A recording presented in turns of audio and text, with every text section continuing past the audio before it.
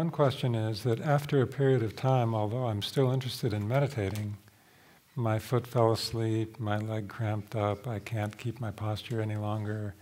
It's just a physical hardship. Meditation is a physical hardship. And so what to do? And one option is to grin and bear it. I remember one time, in the spirit of grinning and bearing it, we had a retreat in Spring Green, Wisconsin, quite a long time ago now. And one of the assignments in that retreat was, after we had been working on meditation, to go outside and to sit down and practice. So I went down outside in Wisconsin. The Minnesota state bird is the mosquito. But the Wisconsin state bird is the fly. So I was sitting there doing my meditation practice, and a fly landed right in my nose. By myself, it was just off in the woods doing my thing.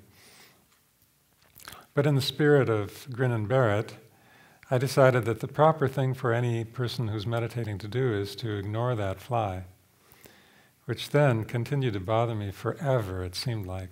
And the fly just constantly walking back and forth from one side to the other.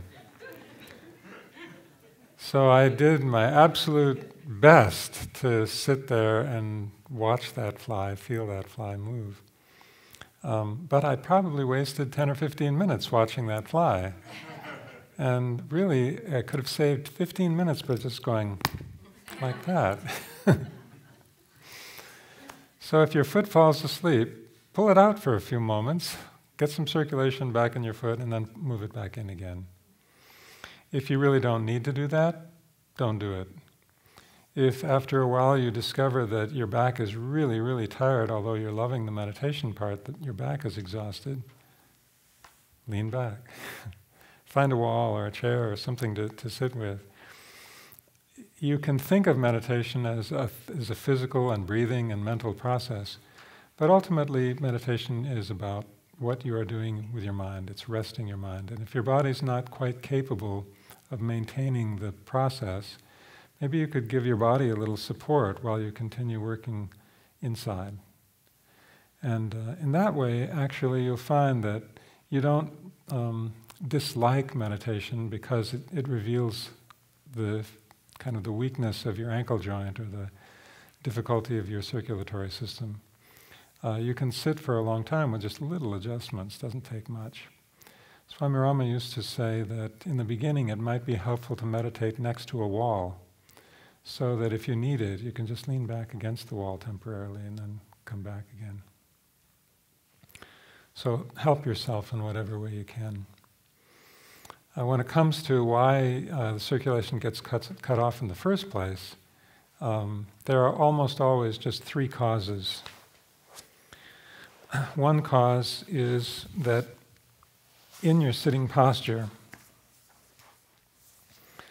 the top foot is putting pressure on the bottom foot. And it's almost always the same place. The ankle bone of the top foot presses into the top of the ankle of the lower foot, and then after a while, one or both feet are sleeping. But usually it's the lower foot that falls asleep. The simple solution is take the upper foot off, unpile it for a little while till the circulation comes back in, then bring it back and put it back in again. So it doesn't take too much to fix the problem. If it's not pressure at the ankle joint, its circulation is cut off at the knee. And that's most commonly a clothing problem rather than a circulation problem. That the clothing has gotten bunched up underneath the knee and cuts off circulation. So in that case, bring your foot out, loosen up the clothing, and then put it back in again. The third place where things get into problems is underneath your hip joints. We're usually sitting down on a little cushion of some kind, and that little cushion that you're sitting on provides a base. That's a good thing. But it also is the place where the weight of your body settles down and the circulation gets cut off right from the hip. In that case, you may have to come up for a moment like this and relieve it. or you can make adjustments to the positioning of the cushion.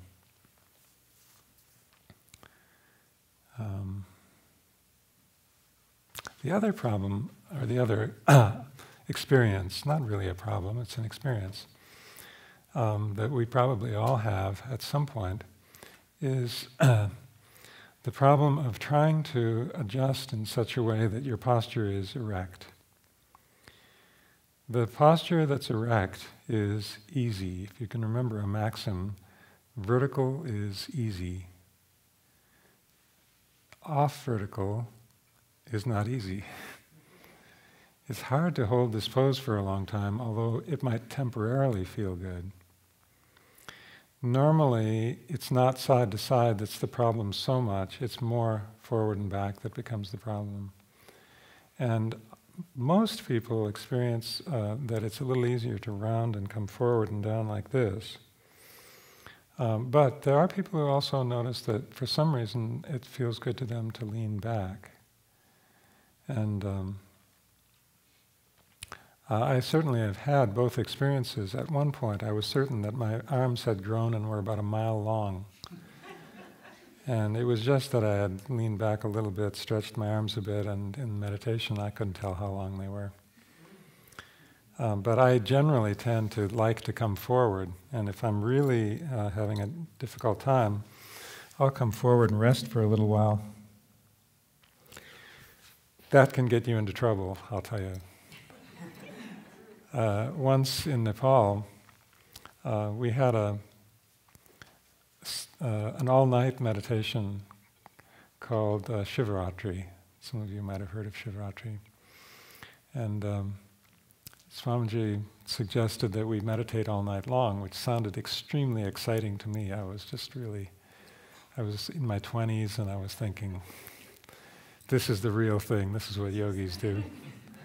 So I sat down. Well, about an hour later, I was starting to think that this wasn't quite as good an idea as I thought it was.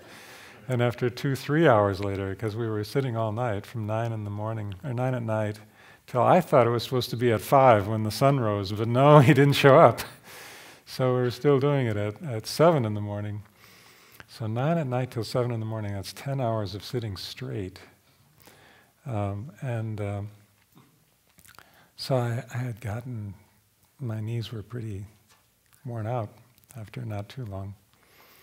So I thought, well, if I just tip forward and rest for a little while, that certainly must be within the yogic rules. So I leaned over like this, and there was a fire right here. So I'm sitting like this for a while, and I'm resting, and I'm really trying very diligently to be awake and continue to watch my breath and not lose consciousness or anything like that, because I thought that would probably break the rules. When all of a sudden I heard this voice, Rolf! He had come up the mountainside to check on us, and here I was leaning over. So I wanted to say, well, these people aren't doing that well either. But I didn't say that. I just sat there and I sat up and I said, sorry, sir. But once in a while, it's not a bad idea. I still continue to do it, even though he suggested it wasn't so great an idea. I still continue to do it sometimes. Just lean, rest, come back to your posture. You can still maintain your work inside, but your body may need some sort of break.